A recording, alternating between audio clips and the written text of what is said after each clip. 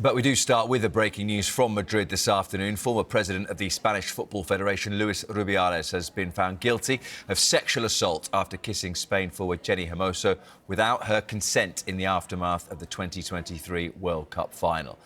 The incident occurred after the game against England in Sydney. Prosecutors had demanded a prison sentence, but Rubiales has avoided that and been fined €10,000. Rubiales denied the charges, claiming the kiss on the lips was consensual and happened in a moment of jubilation. He is acquitted of coercion. Prosecutors had been seeking a 2.5-year sentence. Rubiales has been charged with sexual assault over the kiss and coercion about trying to pressurise Hermoso in the days after that World Cup final to defend him in public. But the verdict that's just been delivered from the court in Madrid, that Rubiales is guilty of the enforced kiss on Hermoso, but he has been acquitted of coercion. Now, it does seem there's a fine of more than €10,000 that Rubiales will have to pay. And this really has been a case that has profound implications across Spain ever since that World Cup final victory over England in Sydney in August of 2023. The images that went all around the world, and really the moment that did lead to a reckoning across Spanish society, as Rubiales particularly tried to cling on to his position as Spanish Federation president. In the weeks after it, though, he was forced out and eventually charged. And at this trial, Rubiales insisted that he had Hermoso's consent. He'd asked her on the podium, could he kiss her? But the lip-reading evidence was inconclusive, and Hermoso herself always insisted that she did not grant consent and that the greatest day of her football career was tainted by the non-consensual kiss. There were dozens of crews outside, and that's notable because this is a live televised court as well. It was being broadcast across Spain.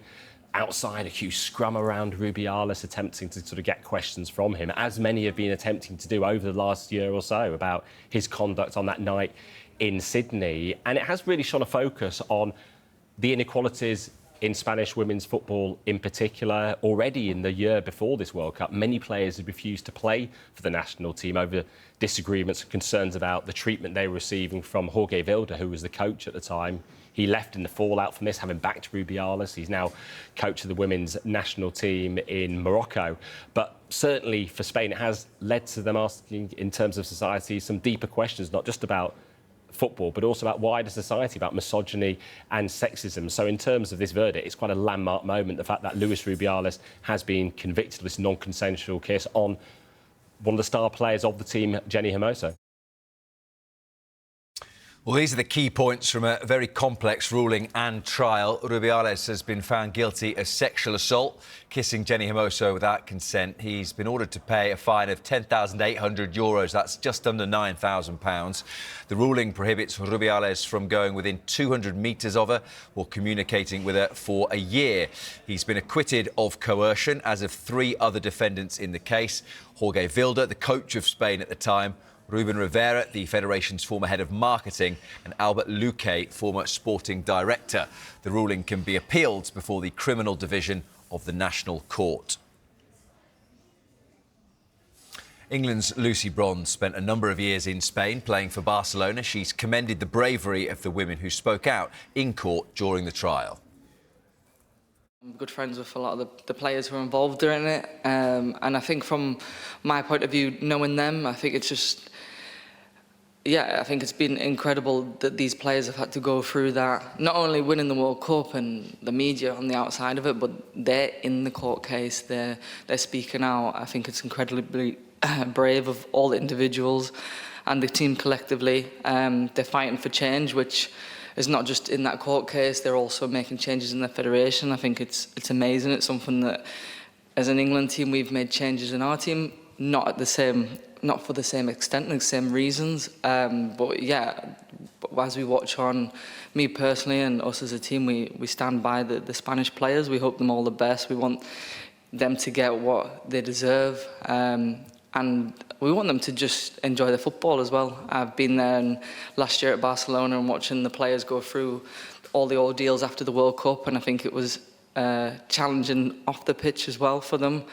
I think it would just be nice for them to be able to get back to their football, back to focus on that, because they're incredible people and they're unbelievable players as well.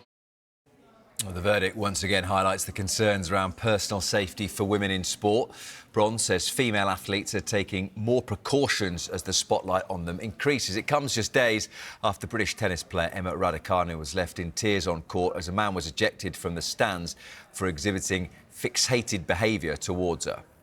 I think it's definitely something that players are aware of. Again, I think as an England player, we're probably quite fortunate. Our FA protects us really well, as best as they can, whether that's on social media or in person as well. Similarly, at the clubs that we're all at, but it's definitely something that we're aware of as players, as female players. I guess that's the pitfall in the growth of the women's game is that although we get bigger and we celebrate more, we have more fans, and that's amazing. There's obviously negative sides to it, and this happens to be that. But I think as players, we try to be as prepared as possible. And yeah, like I said, the FA and our clubs try to give us as much support as they can to make sure that we are as safe as we can be, because I think that's the most important thing, regardless of the football that we play and things like that. Yeah, and for you personally, is your own personal safety something in the back of your mind when you do approach fans, as you often do? I think it's something that I'm being aware of. I've obviously played in different countries as well, where I've been living on my own. Again, that's something that I've been aware of in those different countries, even when I've been back in England. But like I said, I think you have to just be smart about it. You have to take the right precautions, whether that's on social media, whether that's protecting like your data in terms of, I don't know, where we stay and things like that. But like I said, I think the players nowadays are more educated on the safety that you have to be aware of, what that looks like, who you can reach out to get help from. To take all the precautions and to be in the right place that you should be.